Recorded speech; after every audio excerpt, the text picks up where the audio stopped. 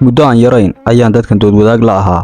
maqaallo aan wargeysyo kala duwan u diray oo aan la daabicin waxaan hubaa inay iyagu suuldaareen maqaaladu maxay ku saabsanaayeen waxyaalo kala duwan waxayse badankoodu qeexayeen xaqiiqada mushkiladda Soomaaliya oo sidee baad xaqiiqadaas u aragtaa ayaan weydiiyey inay tahay balaayo dibadda laga keenay welina laga wado ma sababtaas ayaad u rumaysan tahay in lagu dilayo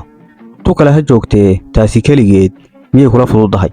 uma aan jawaabin ee waan ka aamusay aniga oo la yaabay waxaan u maleeyay inuu qabo cudurka buufiska ee Soomaalida ku batay waxaan damcay inaan weydiiyo bal sida uu buufiska u arko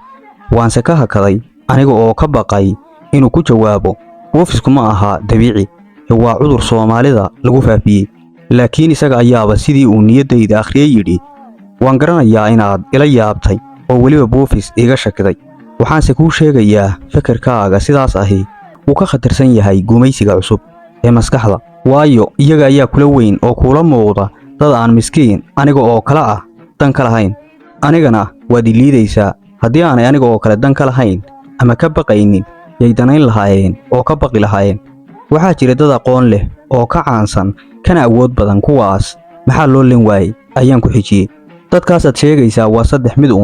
qayb aan fikirkooda laga baqayn oo damiin ah qayb gacanta lagu hayo oo la maamusho iyo qayb la jaanjaamay oo la dhaawacay ama awood iyo waxqabad umadeed laga ilaaliyay Sweden waa dal yar oo aan gumaysigii hore ku jirin kan maskaxdana dan ka lahayn marka maxaa ka khuseeya waxaanaad rumaysan tahay ayaan weydiiyey nimankani waa isku nool waa isku dhaqaale waa isku siyaasad si walbana waa isku dan marka dal ismuujiya iyo mid isgaabiyaba dagaalkaas waa ay wada dhaarteen sidaas ayuu u fikirayay wuxuu rumaysnaa dadkani waxa ugu weyn ee ay ka shaqeeyaan inay tahay la dagaalanka iyo burburinta fikradaha aan dantooda waafaqsanayn dad yar baa ka baxsada intaa yarna waxaynu aragnaa iyaga oo goor ay arrin fashil tahay ka daba qaylinaya oo isku dayaya inay xumeeyaan oo dunida kale ka hor keenaan lama xisaabin karo inta qof ee ay noloshiisa yar u qoonsadeen lama tirin karo inta qof ee ay baqtigiisa sida gududanaha u qarsadeen lama tirin karo inta geesi ee ay dhaandhaameen lama tirin karo inta ay halyay dadkiisa ku direen lama tirin karo inta ay wiil miigan jidgooyo ku sameeyeen sidaas ayuu u hadlay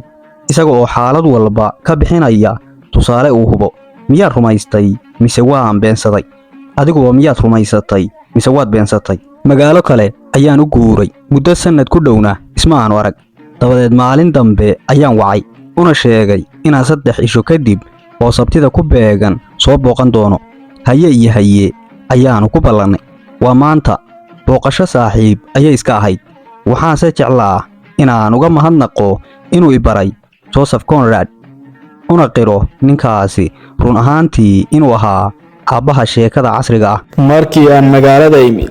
ma wicin ee toos ayaan gurigiisa u beegsaday albaabka waxa iga furtay xaaskiisii foosha xumayd oo sii fool xumaatay maxaa ku dhacay markiiba laabta ayay isaga kay soo tuurtay oo baroor bilowday iyadoo ku hinraagaysa wuu dhintay saaxiibkaa wuu dhintay nacdali kortay wuu dhintay waqti ayay igu qaadatay inaan fahmo ama rumaysto qofta mawaalidii aan ku tuhunsanaa baa kaga soo dartay mise waa runteed inta aan iska furfuray ayaan aqalka hore u galay cid kale lama joogto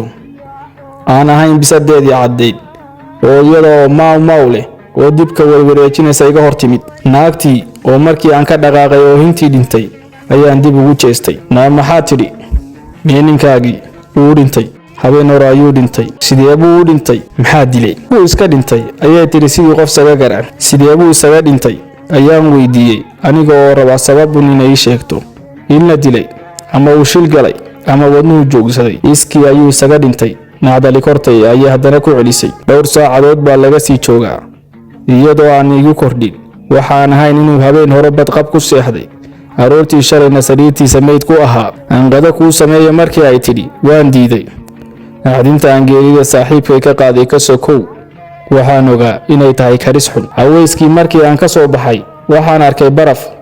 wax walba midab iyo muuq dooriyey dhulkii dhirtii daarihii baabuurtii aad buu nadiif u ahaa una qurux badnaa weli waxa u dhacayay si degan haddana culus oo dhibco waaweyn. waxaa qurux u sii kordhiyey dabaysha oo si buuxda u taagan,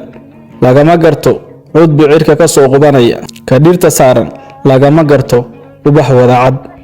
barafka sidan ila ahi maalintii ugu horeysay waan jeclaa, laakiin maanta dhan kama aan lihi. runtii dhibashada saaxiibkay aad uguma murugaysni, waanse xanaaqsanaa, aad baan u xanaaqsanaa. wuxuuna ila ahaa nin iska dhintay sida ay naagtu tidhi. markii aan barafkii cabbaar soo dhex jibaaxay ayaan goobtii hakadka baska soo istaagay. waxaan xasuustay buuggii xumaa ee kilkishay igu jiray. maxaa igu raray? inta aan soo bixiyay ayaan kolaygii qashinka ku tuuray. maxaan isaga tuuray? mooyi. waxaan sii arkayay jaldigiisa madow, ciwaanka farta cadcad ku qoran Heart of Darkness, Joseph Conrad. dabadeed baskii oo isa soo taagay ayaan ku booday. waxaan ka yara fakaray dhimashadaydu siday uga duwanaan karto tii saaxiibkay. waxaan kale oon ka fakaray inta qof Soomaaliyeed waxtar noqon lahaa ee macna darada isaga baktiyey. berri ayaanu xabaalaynaa. dabadeed markiiba magaaladaydii ayaan ku noqonayaa haddii aanan iska dhiman.